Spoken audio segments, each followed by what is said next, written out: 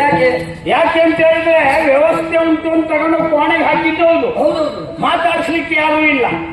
ಆದ್ರೆ ಕ್ಷಣಕ್ಕೆ ಚಿಗುರೆ ಮರಿಯಂತೆ ಜಿಗಿಯುತ್ತಾ ನಮ್ಮತ್ತ ಸುತ್ತುತ್ತ ನಮ್ಮನ್ನು ಆಕರ್ಷಿಸಿದ್ದು ನೀನು. ಚಿಗುರೆ ಕಂಗಳಾಕೆ ನೀನು. ಏನು ಅರ್ಥ ಏನು ಗೊತ್ತಾಗಲಿಲ್ಲ. ಚಿಗುರೆ ಮರಿ ಅಥವಾ ಚಿಗುರೆ ಯಾವತ್ತೂ ಉಂಟಲ್ಲ ಚಂಚಲ ನೇತ್ರೆಯಾಗಿರ್ತದೆ. ಎಲ್ಲಿ ನಮ್ಮ ಮೇಲೆ ಆಕ್ರಮಣ ಆಗ್ತದೋ ಕ್ರೂರ ಪ್ರಾಣಿಗಳ ಭಯದಿಂದ ಹೆದರ್ಕೊಂಡು ಆಚೆ ಈಚೆ ನೋಡುವ ಕಂಗಳಿಗೆ ಚಿಗುರೆ ಕಂಗಳು ಅಂತ ಹೇಳುವುದು ನಾವು. ನೀನು ಆಗಾಗ ಬರ್ತಾ ಸುಳಿದದ್ದು ಹೌದು, ಹೋದದ್ದು ಹೌದು, ಆದ್ರೆ ನನ್ನ ಮನಸ್ಥಳ ಮಾತ್ರ ಸ್ಥಿರವಾಗಿ ನಿಂತದ್ದು ನೀನೇ. ಆಗ ಕೇಳುವುದು ಏನು, ನೀನ್ಯಾರು, ನಿನ್ನ ಹೆಸರೇನು, ಮೇಲಾಗಿ ಮದುವೆ ಆಗಿದೆಯಾ ಹೇಗೆ? ಆಗ್ಲಿಲ್ಲ ಅಂತ ನನಗೂ ಅನಿಸಿದೆ. ಹಾಗಾಗಿ ಕೇಳುವುದು ಎಲ್ಲದಕ್ಕೂ ನಿನ್ನ ಅಭಿಪ್ರಾಯ ಏನು ಅಂತ ಬೇಕು ನನಗೆ.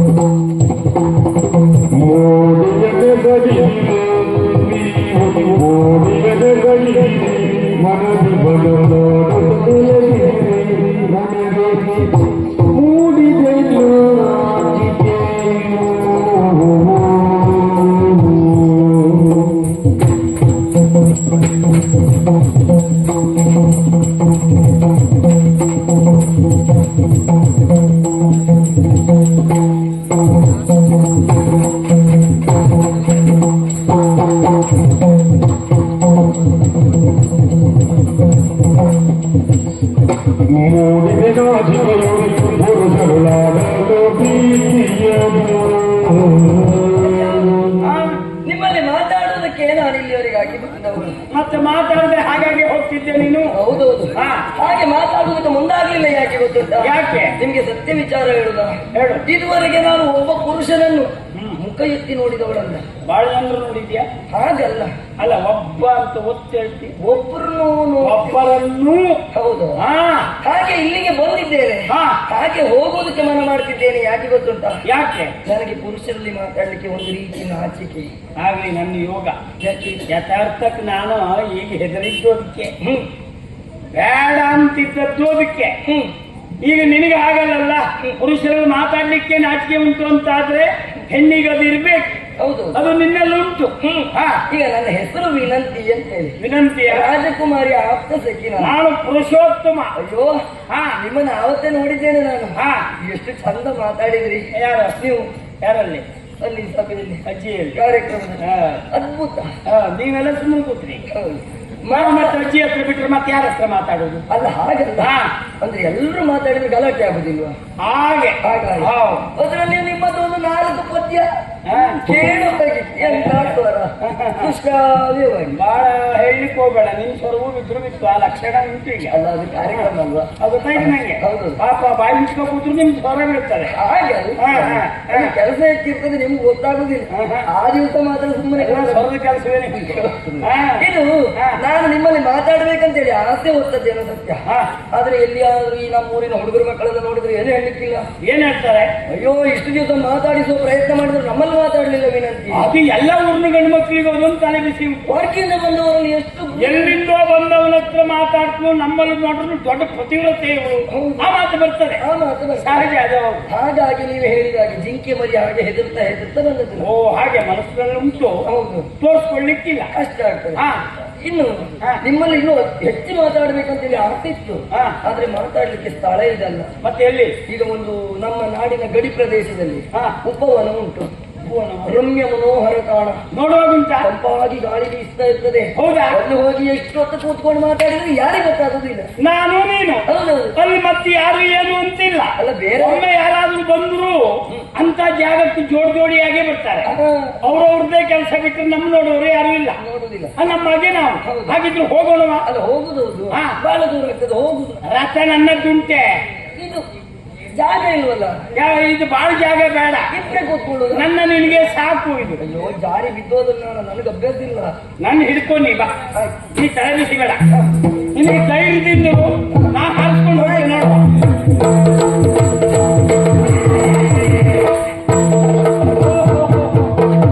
ಪುರುಷೋತ್ತಮರು. ನಾ ಪುರುಷೋತ್ತಮರು ಹೌದು, ನೀವ್ ಯಾವುದು ಕಡುವ?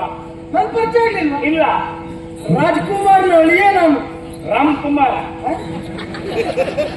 ಅದೇ ಅಂದ್ರಲ್ಲ ರಾಜಕುಮಾರನ ಅಳಿಯ ಅಂತ. ಓ, ರಾಜಕುಮಾರ್ ನೋಡಿ ಹೇಳಿದ್ದ. ಮಹಾರಾಜರ ವಸುದೇಂದ್ರನ ಅಳಿಯ ನಾನು. ಅಲ್ಲ, ನೀವು ಅಲ್ಲಿ ಕಾರ್ಯಕ್ರಮ ನಡೆಯುವಲ್ಲೆಲ್ಲೂ ಕಾಣಲೇ ಇಲ್ಲ ನಿಮ್ಮ. ನಾ ಎದುರಿಗೆ ಬರ್ಲೇ ಇಲ್ಲ. ಮತ್ತೆ ಏನಿದ್ರಿ? ನಾ ಏನಿದ್ರು ಹೊರಗಡೆಗೆ ಮಾತ್ರ ಕೆಲಸ. ಓ, ಹೊರಬದಿ ಕೆಲಸ ನಿಮ್ದ? ಹೌದೌದು. ಎಲ್ಲ ವ್ಯವಸ್ಥೆ ನಿಮ್ದೆ? ವ್ಯವಸ್ಥಾಪಕ ನಾನು. ಹಾ, ಹೌದೌದು. ನಮ್ಮಲ್ಲೊಬ್ರು ಇದ್ರು ಪಾಪ, ಯಾವುದೇ ಕಾರ್ಯಕ್ರಮ ಆಗಲಿ ವ್ಯವಸ್ಥೆ ಅವ್ರದ್ದೇ. ರವಿಚಂದ್ರ ದೊಡ್ಡ ಹೊಟ್ಟೆ ತಕ್ಕ ಹೊಂಟ್ರು ಅವ್ರದ್ದು ಹಾಗೆ.